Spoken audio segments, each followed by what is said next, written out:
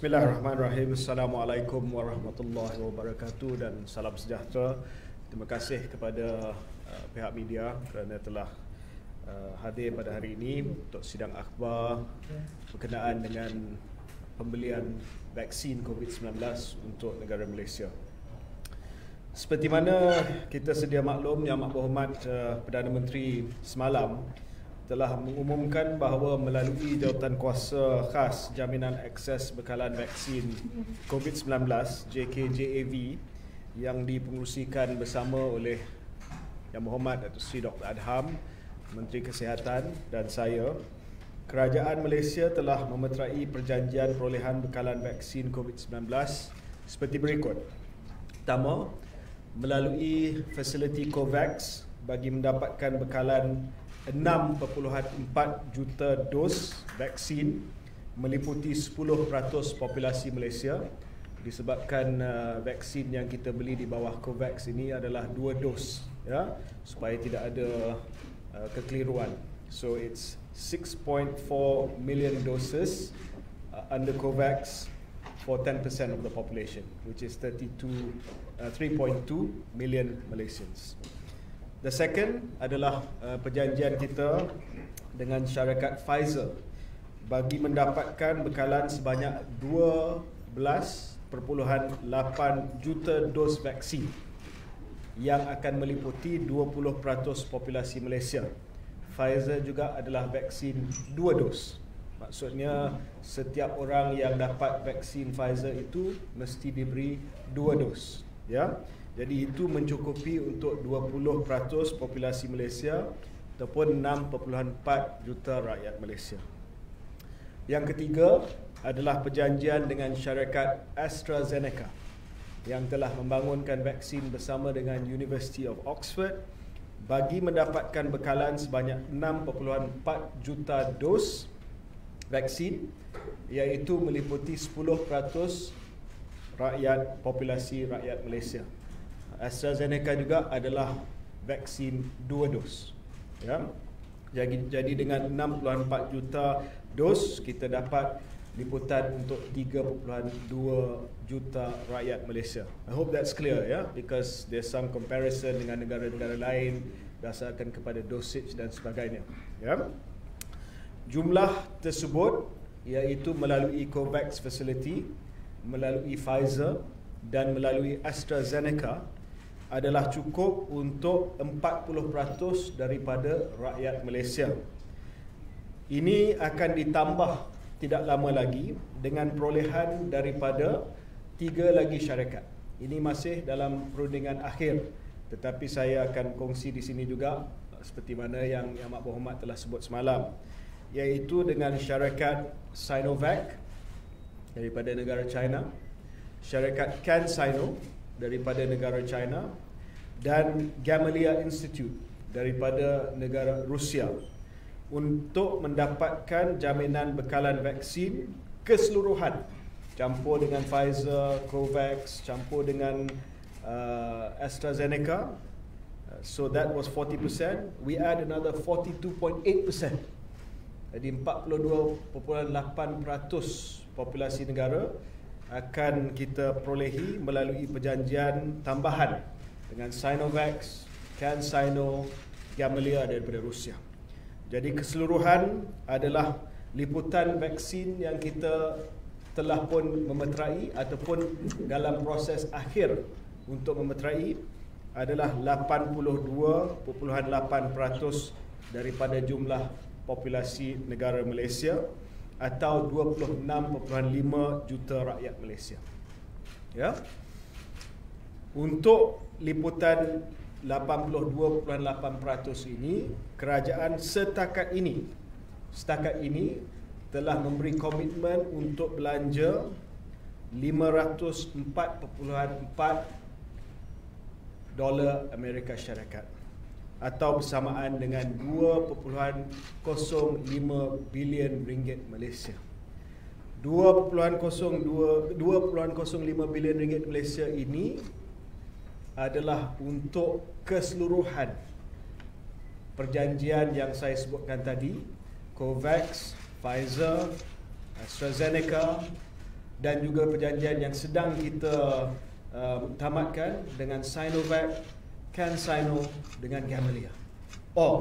Bukan hanya untuk Pfizer sahaja. Jumlah 3 bilion ringgit itu adalah anggaran yang saya dapat daripada Menteri Kewangan. Apabila Jemaah Menteri telah mengarahkan saya untuk membuat rundingan, sudah pasti saya perlu ada anggaran. Dan saya telah mohon kepada Menteri Kewangan, berilah satu anggaran berdasarkan kepada anggaran harga yang kita ada pada waktu itu. Pada waktu itu kita anggarkan berdasarkan kepada maklumat yang kita perolehi bahawa roughly we need about 3 billion ringgit to cover 70% of the population. Saya sebut di parlimen dulu. That was the initial target. So kecita saya maklumkan bahawa kita telah dapat liputan 82.8% dengan komitmen setakat ini, ya, sama ada yang dah dimeterai ataupun akan kita meterai dengan harga 2.05 bilion ringgit Malaysia. Adakah kita tidak akan belanja sampai 3 bilion ringgit Malaysia?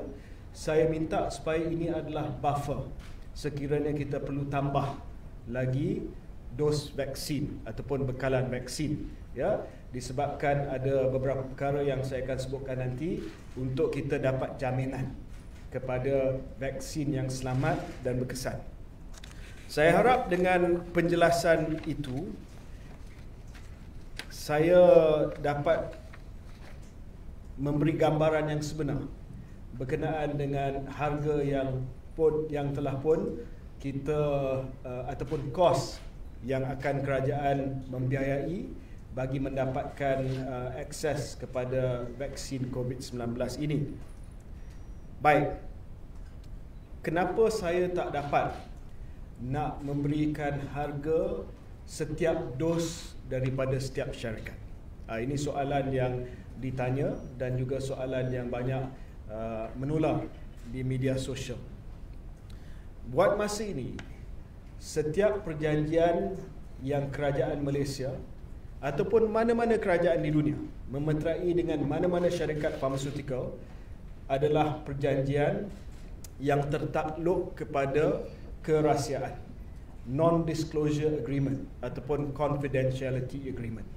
Ini adalah syarat yang ditetapkan oleh syarikat-syarikat farmaceutical yang keluarkan vaksin ini. Yang tular di media sosial adalah satu tweet yang dikeluarkan oleh seorang menteri Belgium yang telah pun diturunkan disebabkan beliau melanggar kerahsiaan dengan syarikat-syarikat farmaceutical yang mana Kesatuan Eropah telah beli vaksin COVID-19 mereka. Jadi oleh yang demikian, buat masa ini, oleh kerana bukan hanya Malaysia tetapi setiap kerajaan tertakluk dengan syarat kerahsiaan, kita tidak boleh memperincikan harga berdasarkan setiap pengeluar vaksin, ya. Kalau kita langgar syarat ini, ia akan menjejaskan perjanjian kita dengan syarikat-syarikat yang keluarkan vaksin. Ya, ini adalah syarat mereka, bukan syarat kita. Kalau ikut kerajaan Malaysia, kita nak umum. Kita tidak ada masalah nak umum. Tetapi saya mengambil pendirian untuk menghormati perjanjian dan juga syarat perjanjian tersebut.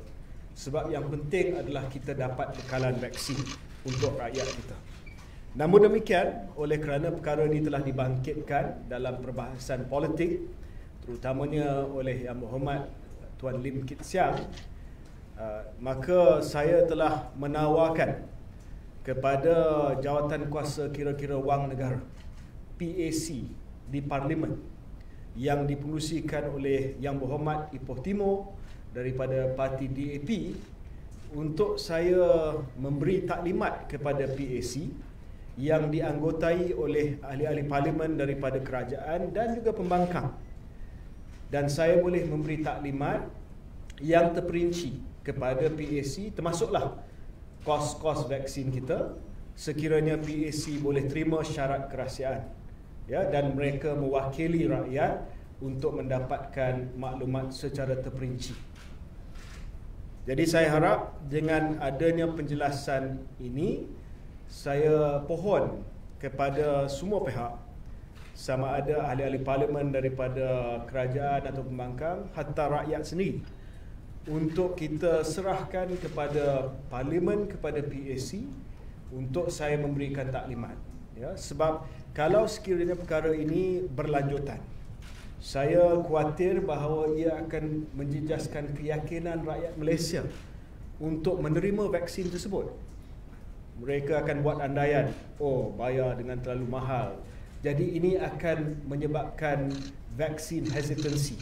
Dahlah mereka risau berkenaan dengan keselamatan, dengan keberkesanan, tambah pula ada keraguan berdasarkan keraguan harga yang telah dirundingkan. Cuma saya ingin nyatakan di sini bahawa saya telah dengan Pfizer dan dengan AstraZeneca, kita telah buat rundingan terus dengan syarikat-syarikat tersebut. Direct with Pfizer and directly with AstraZeneca. Harga yang kita terima adalah harga daripada manufacturer, ya, bukannya harga daripada orang tengah, pengedar, tetapi harga daripada Pfizer dan AstraZeneca. Malah hari ini AstraZeneca telah keluarkan kenyataan akhbar yang mengesahkan bahawa Malaysia telah beli at cost dengan harga yang dikeluarkan oleh AstraZeneca. Tidak ada untung daripada AstraZeneca seperti mana komitmen yang mereka telah buat, bukan hanya kepada Malaysia tetapi kepada seluruh negara. AstraZeneca has gone on record to say that they are going to sell the vaccines at cost, and they have gone on record today to confirm that Malaysia has indeed bought the AstraZeneca vaccines at cost.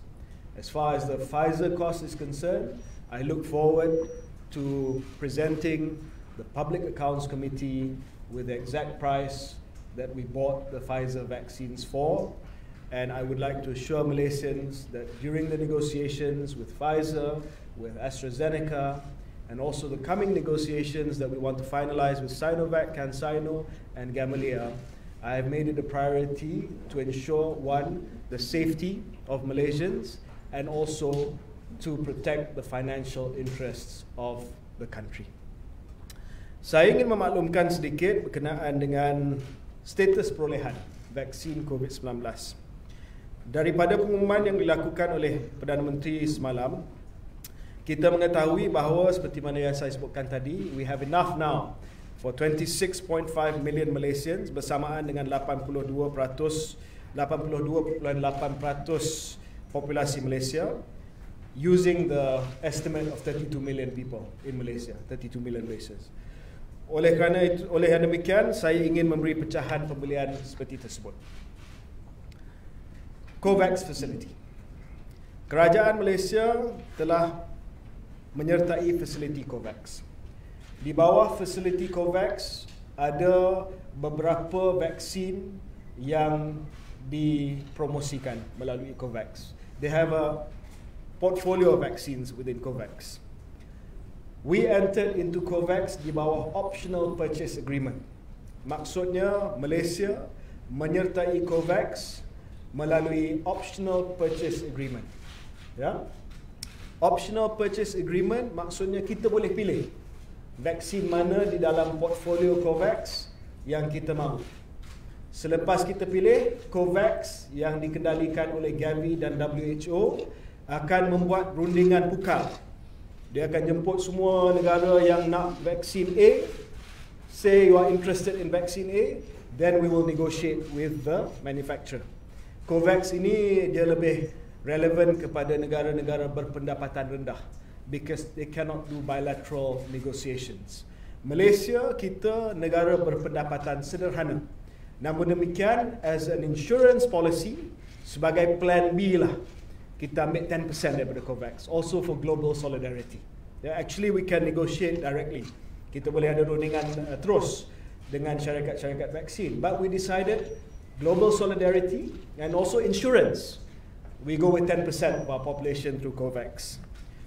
Sukacita saya umumkan bahawa melalui fasiliti COVAX, Malaysia telah memaklumkan kepada COVAX melalui perwakilan kita di Geneva, Switzerland, that we have opted for the AstraZeneca vaccine under COVAX.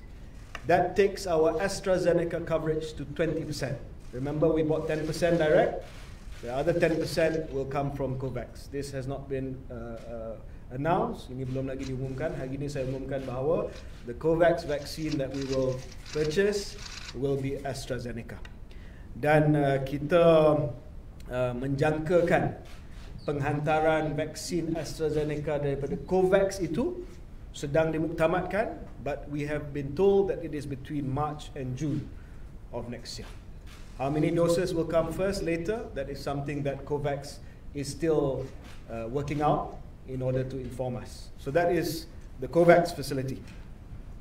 Seperti yang diumumkan sebelum ini, kita akan mendapatkan 12.8 juta dos daripada Pfizer, and the first shipment from Pfizer will arrive in February of 2021. And then, of course, you all have the schedule that we have announced before. It will arrive throughout the year. 1 million dose quarter 1, and then quarter 2, quarter 3, quarter 5, it will increase. Yeah.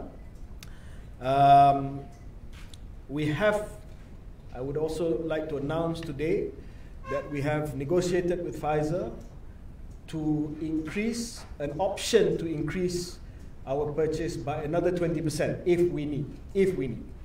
Ya, kalau kita perlukan, I have negotiated for Pfizer to put aside another 20% of Malaysian population. And the reason why I did this is because in the US ada dua saja vaksin yang dah dilulus. It's Pfizer and it's Moderna. So we know that it's a sure thing. And NPRA is working on the approval right now. So I want to give the option that we can increase the Pfizer order. Yeah? But that is just an option.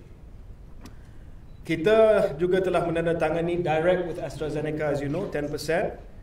Sukacita saya umumkan bahawa melalui perjanjian terus dengan AstraZeneca, Malaysia akan mendapat penghantaran pertama pada suku kedua tahun 2021 pada bulan April ataupun bulan Mei. That will be the direct order from AstraZeneca. Yeah?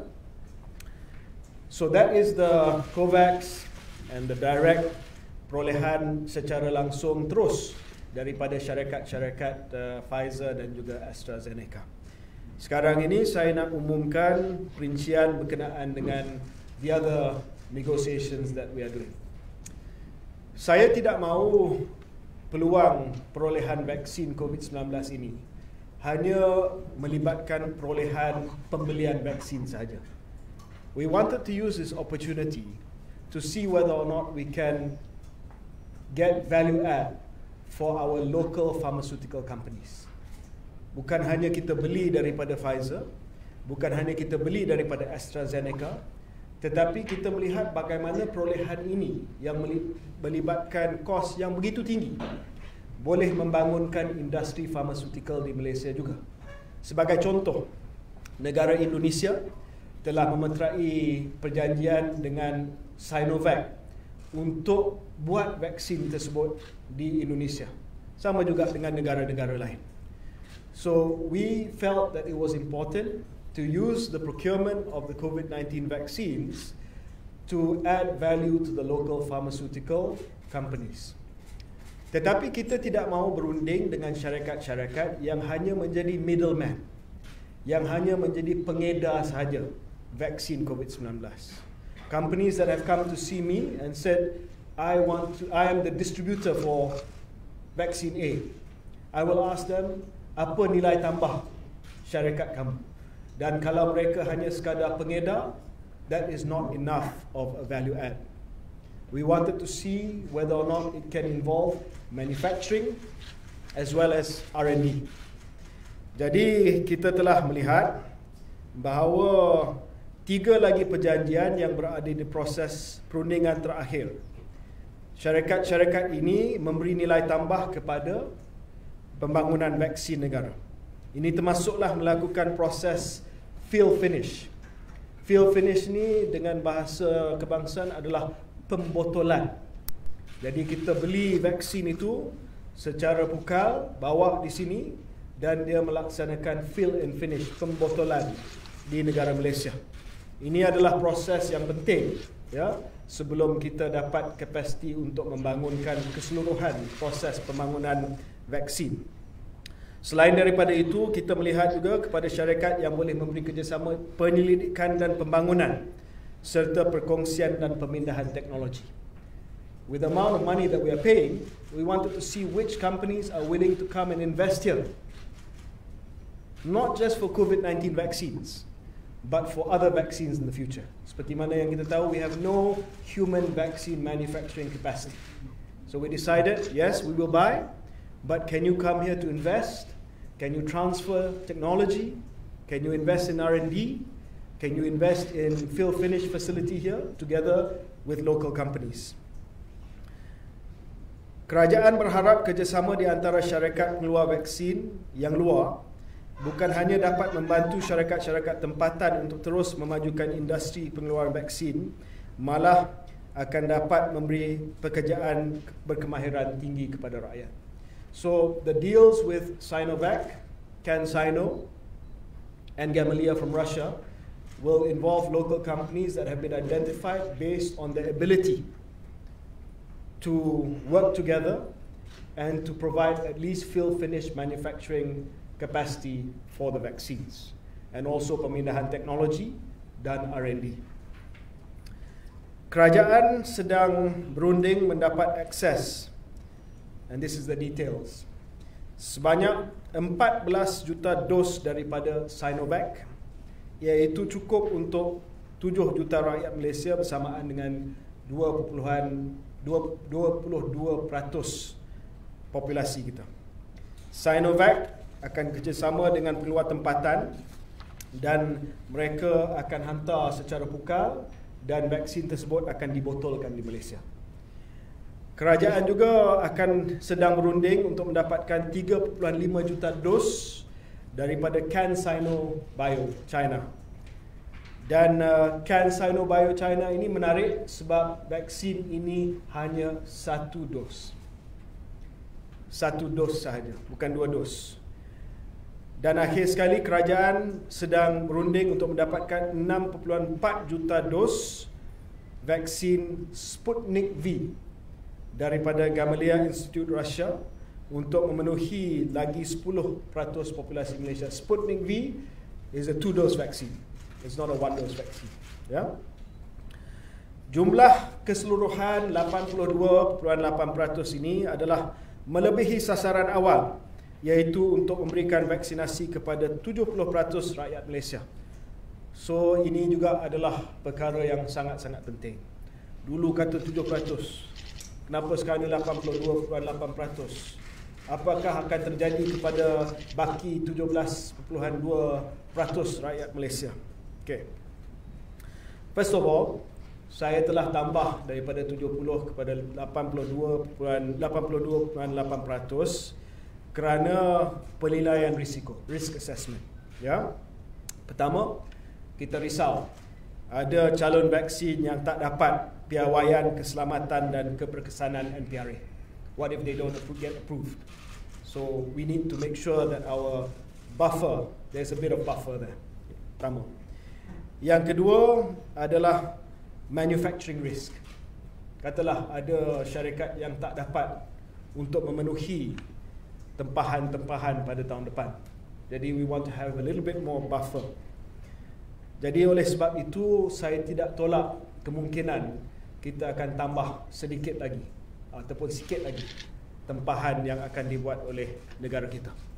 Malahan saya boleh mengesahkan bahawa perundingan masih sedang dijalankan dengan syarikat-syarikat seperti Moderna dengan Johnson & Johnson. Johnson & Johnson is also a single shot. We like the single shot for obvious reasons. So we are still looking at that. Apa pula akan jadi kepada baki yang tak dapat ni? So katalah target kita 70%, those 30%. Saya ingin jelaskan bahawa contoh kebanyakan ujian klinikal dilakukan kepada orang dewasa saja. There have been no clinical trials on children for vaccines. So at the moment Jawatankuasa JAV tidak mengesyorkan vaksin ini diberikan kepada kanak-kanak. So immediately there you can take out 20 to 30% of our population. So we will have enough for all adult population yang layak untuk terima. Ya. Jawatankuasa Khas Jaminan Akses Bekalan Vaksin COVID-19 yang dipengerusikan bersama dengan Dr. Adam dan saya sedang menyediakan satu plan vaksinasi kebangsaan. We are in the midst of preparing the National Vaccination Plan program yang akan kita bentangkan kepada Jemaah Menteri pada awal Januari 2021. Ini termasuklah hospital mana yang akan memberi vaccination, macam mana rakyat boleh berdaftar secara sukarela untuk menyatakan bahawa mereka kehendaki vaksin tersebut, dan juga soal-soal lain yang telah dibincang di Jemaah Menteri pada hari ini, seperti pekerja asing, seperti expatriate, apakah polisi kita berkenaan dengan pekerja asing, expatriate dan sebagainya. Ini semua sedang diperincikan dan akan kita maklumkan pada Januari 2021. Ini termasuklah segala perkara yang melibatkan pengangkutan, yang melibatkan penyimpanan. Kita pun dah tahu sebahagian daripada order kita daripada Pfizer akan sampai pada bulan Februari, yang memerlukan penyimpanannya dalam ultra cold freezer minus 80 degree Celsius. Ramai yang kata, oh kita ni negara tropika dan sebagainya. We have ultra cold freezers in Malaysia. Dan saya pun semalam bincang dengan Tan Sri Dr. Hisham, KP Kesihatan, hospital-hospital mana yang kita nak hantar Pfizer vaksin ni, ya, untuk disimpan at minus 80 degree Celsius. Mungkin untuk kawasan-kawasan pedalaman dan sebagainya, kita gunakan vaksin lain seperti AstraZeneca yang boleh disimpan dalam peti sejuk biasa. So we have a portfolio of vaccines. It's important that we have a portfolio of vaccines. Ada yang kita beli sebab dia boleh hantar cepat, contoh Pfizer. Ada yang kita boleh beli sebab harganya berpatutan, seperti AstraZeneca. So we've had to utilize multi-pronged strategy. Tak boleh beli daripada satu. Why? Saya nak jelaskan di sini kenapa kita tak beli daripada satu pengedar saja. Sebab tidak ada mana-mana pengedar yang boleh jual untuk 100% keperluan Malaysia. They only have a certain stock. Why?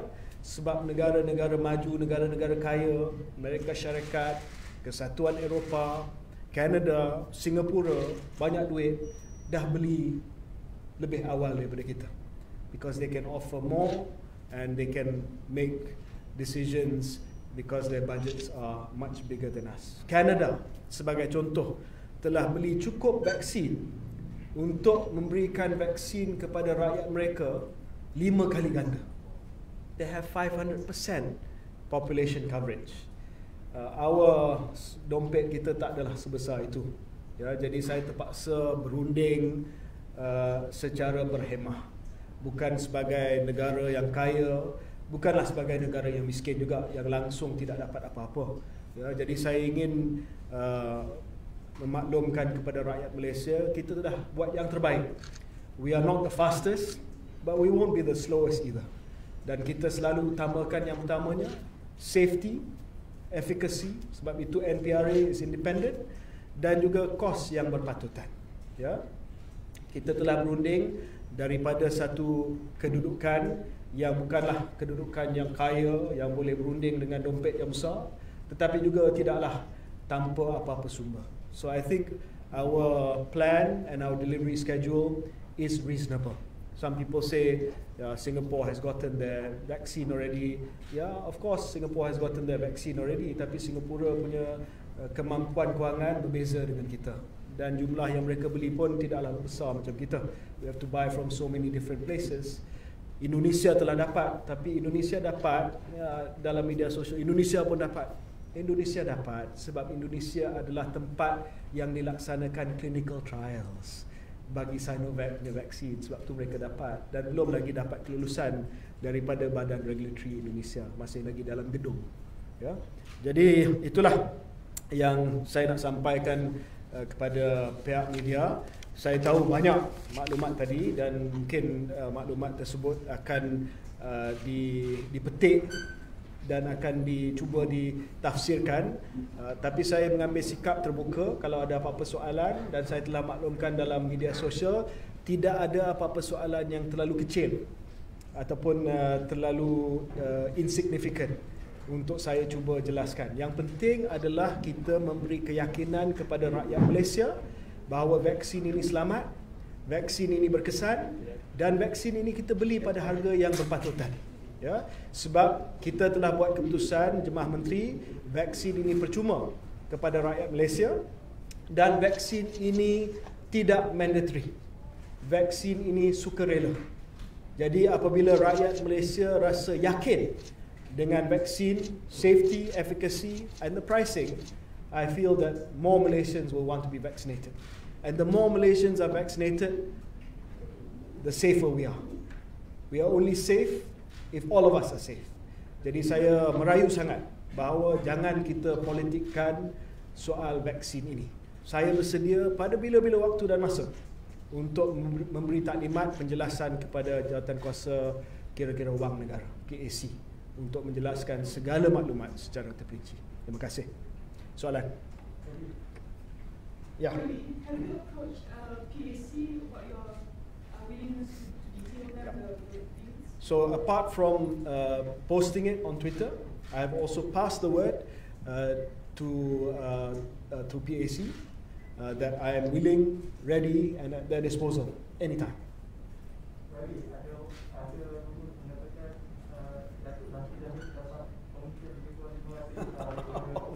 Banyak 500 juta dah. Ini adalah tuduhan tanpa bukti. Ya, tanpa bukti.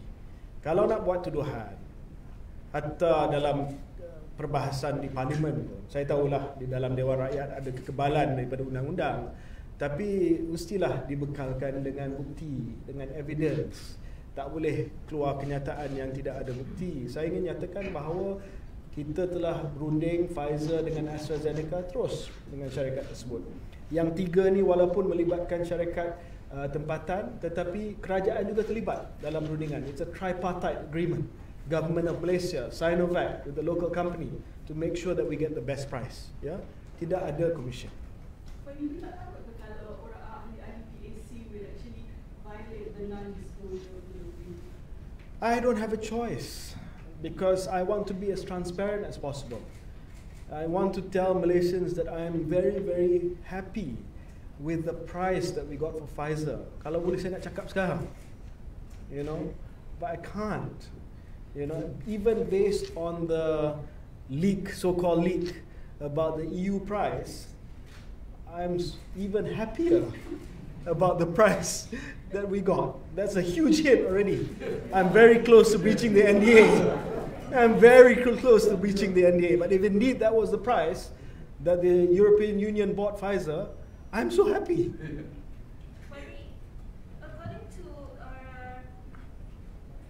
According to Reuters, there is very high risk that the COVAX facilities may fail and will not be able to provide vaccine until 2024.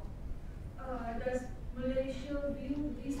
How Malaysia view this, and what are the preparations that Malaysia will do? That's the reason why we only went into COVAX for 10% of the population. We were happy with the objectives of COVAX, global solidarity, pool purchase for the poor countries. But when we analyzed it, we felt that that particular outcome was possible. That because it's pool purchase, multiple countries coming in, nak dapat pembayaran daripada negara-negara ni bukanlah perkara yang mudah. So we thought, okay, COVAX is a plan B for us. It's a plan B for us. So that's why kita multi-prong. COVAX ada, direct ada, and the agreements that we signed directly is more than enough for our requirements right now. If we get from COVAX right now, it's a bonus. Yeah, but we are committed to COVAX. will Pfizer be delivering their vaccine pending, and I mean, is it, are we storing the Pfizer vaccine pending NPRA approval? Do we have the security and capacity to store it? And secondly, will migrant workers and inmates of prisons be given the second priority to get the vaccine since cases are high among them? Yeah. On Pfizer's price, which I cannot disclose, but I'm happy with, includes cost of transportation to multiple points of immunization. Whether we end up exercising the multiple points of immunization or just one single point, and then we will distribute it via local distributors, is something that we are still discussing, especially at the Ministry of Health. Once it comes in, once the Pfizer vaccines come in, we are hoping that it will be a just-in-time rollout for vaccinations. Kita tak nak simpan lama-lama. Ya, kita nak supaya Pfizer punya vaksin sampai and we roll it out immediately. That's why I'm in close communication with Tan Sri DG to make sure the timing is right. He's happy with the NPRA timing. We are happy with public expectations. I negotiate with Pfizer. When it comes, kita tak nak simpan lama-lama. Kita nak pastikan dia sampai, then we can start the vaccination process. Another question for you. Can you please provide more details regarding the UAE's plan to donate the vaccine for testing in Malaysia? Which company's vaccine is this, and why is it coming to the UAE instead of the company itself? Is it necessary to conduct a trial that is so much larger than others? Okay, this offer from the United Arab Emirates is a government-to-government offer that has been made. I've heard that the United Arab Emirates wants to gift 500,000 doses of one of the Chinese vaccines to Malaysia. I have not seen anything in black and white yet. It is just something that I've heard. As Tan Sri Sham said, we have not received anything officially. But the position of the government is that even if it is in the form of a gift, even if it is a form of a gift bestowed by the government of the United Arab Emirates, it will still have to be subject to the regulatory approval by NPRA KKM.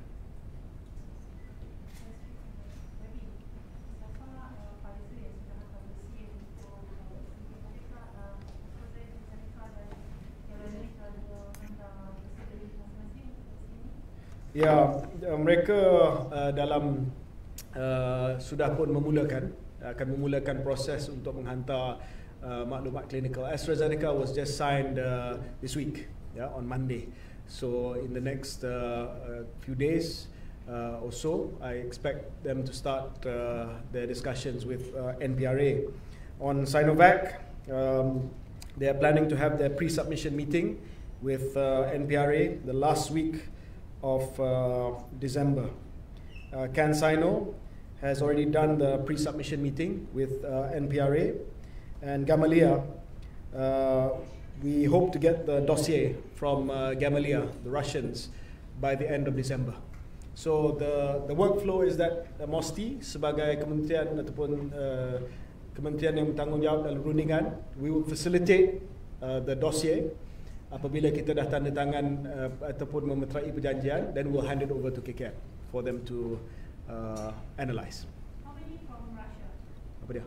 How many vaccine from Russia? Saya dah sebut tadi, Russia 6 just Sputnik sahaja. Yeah. I think they only have one for now. I also want to just clarify that Pfizer has announced that they are monitoring the new strain in the UK. And that they need 6 weeks to tweak the vaccine if they find that the current vaccine is not effective for the new strain of the SARS-CoV-2 virus. So we will be talking to Pfizer to make sure kalau mereka tukar vaksin mereka, then it will reflect in our contract also. Apparently US FDA has not approved of AstraZeneca, and we are buying it in quite a large amount, including via COVAX. There are vaccine negotiations, as Prime Minister Lee Hsien Loong said in his speech. You have to place some bets here and there, especially when countries are buying advance purchase. All rich countries have hundreds and millions of advance purchase. I'm not saying we are making a bet here, but I'm saying that we are making an informed decision to sign an advance purchase agreement with AstraZeneca. Itu pun kita tunggu. We waited for quite a while, and kita runding supaya kita dapat harga yang berpatutan. Yeah, but still, it will be. We'll wait for the clinical data. Yes. So, you mentioned earlier before that the government will look at public universities, super cold facilities. Just an update on that. What is the government considering in terms of that? Do we know how many facilities that are able to be used, and how will they be kind of like made for Yeah, we're still discussing which freezers can be redeployed.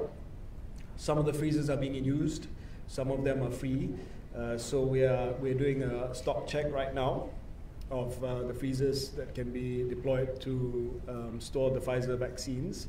But if the university freezers are not available, we're also checking with KKM to see the cold chain availability in KKM. Otherwise, of course, we'll have to procure. But we don't see that it will be an issue because not all 12 million doses will arrive at the same time. It's staggered, So we will make sure that in the hospitals that KKM will identify as the primary vaccination centers for the Pfizer vaccines, there will be ultra-low freezers there. How about the prison inmates as well as... Yes, sorry about that, yeah. We had a long discussion at Cabinet just now about foreign workers. We will, Jawatan Kuasa, JKJAV, Adham and we are meeting tomorrow. We will discuss this and we will make recommendations to Cabinet by January. And this will also include the prison inmates. If you ask me, of course, prison inmates should be high on the priority list. One, because they've been susceptible to outbreaks, clusters, and secondly, there's no way to go. They're in a restricted confined space. Same with the foreign workers. So we're working out that policy and we'll announce that soon.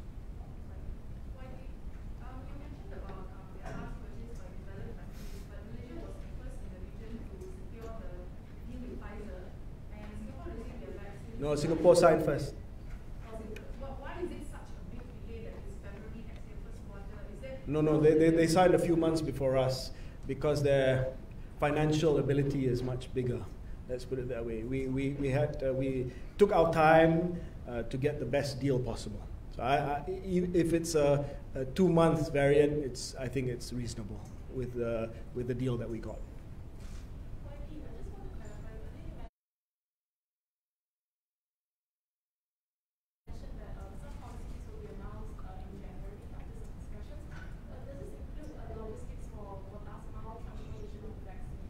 Yes, it will include logistics for last mile.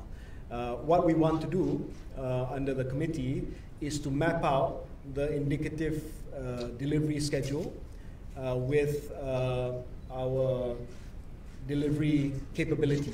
So when we map out, for instance, how many doses we'll get in March, April, May, June, July, KKM will work out where those vaccines will be sent.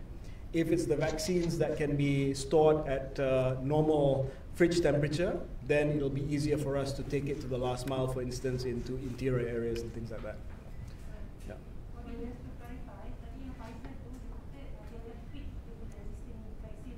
If sekiranya sekarang ni mereka sedang menguji ataupun mereka sedang memantau keberkesanan vaksin yang sedia ada kepada mutasi yang baru yang telah pun diumumkan di United Kingdom. Sekiranya vaksin Pfizer yang sedia ada tidak berkesan ataupun kurang berkesan terhadap mutasi baru, mereka telah menyatakan bahawa mereka memerlukan 6 minggu untuk membuat sedikit perubahan kepada vaksin tersebut untuk memastikan keberkesanan itu tinggi terhadap mutasi yang baru. Yes, of course, I will insist. In fact, we have not spoken to them yet, but we will talk to Pfizer to make sure that whatever the orders that Malaysia has put in, we get it for the vaccine that can address the kind of SARS-CoV-2 variant that is the most infectious. Have you identified which states will be getting the first 1 million doses of Pfizer? The first 1 million doses of Pfizer will be sent to certain vaccination centers. We will announce later after KKM has decided, and they will be prioritized for frontline workers. So we will map that out. Tan Sri Hisham has shared with me that he's working that out now. Has the government started discussions to keep, just referring to logistics again, last mile logistics of vaccines, has the government looked into, just so you know, looking into how to deploy, whether the government will rotate local companies or like China or Costco or impact the facilities and ability, or other companies, international ones like UPS, DHL? Yeah, we are looking at options for last mile. Obviously, last mile doesn't mean straight to your house. That's a bit difficult.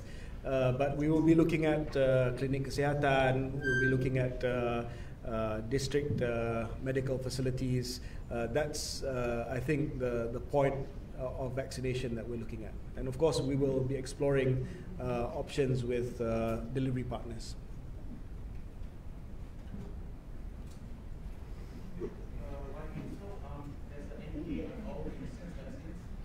Sorry? Yes, unfortunately, there's an NDA. Sorry?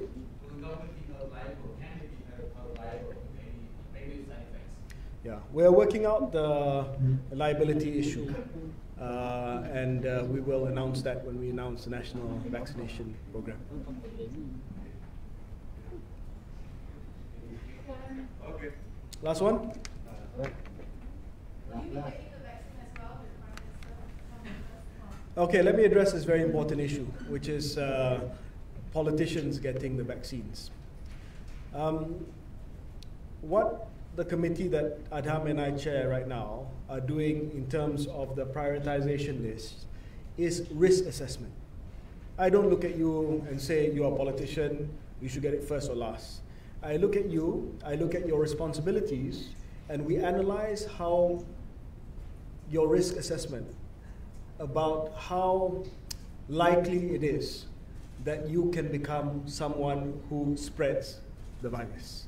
That's the risk assessment. Or whether or not you are likely to get the disease, should you be infected. These two things are very important. When we decide on the priority list, one is we decide, are you likely to develop COVID-19 if you are infected by SARS-CoV-2, and are you likely to suffer from it, i.e. possibly die from it. That's why countries have prioritized all people, because the data shows that they are vulnerable from the worst effects of COVID-19, as well as people with comorbidity, heart disease, diabetes, cancer patients, etc., or respiratory disease. So on that, you'll be prioritized. The other one is, how likely is it for you to be infected and spread? So frontline workers, we have to prioritize, because there's been thousands of frontline workers who've been infected. So by the same token, politicians will be assessed on that basis. How likely is it that a public official is likely to be infected or to infect others? So we'll go based on, close contact, how often you see people, how often you meet the public, how often you go into public spaces. If you ask me today, I would argue that you guys, media, also priority. Look at this. Yeah? So the risk assessment must be based on those criteria. It cannot be, politician dapat, this dapat. It's not so much your job title, but it's the risk assessment about whether or not you can get sick, die, or whether you can be infected.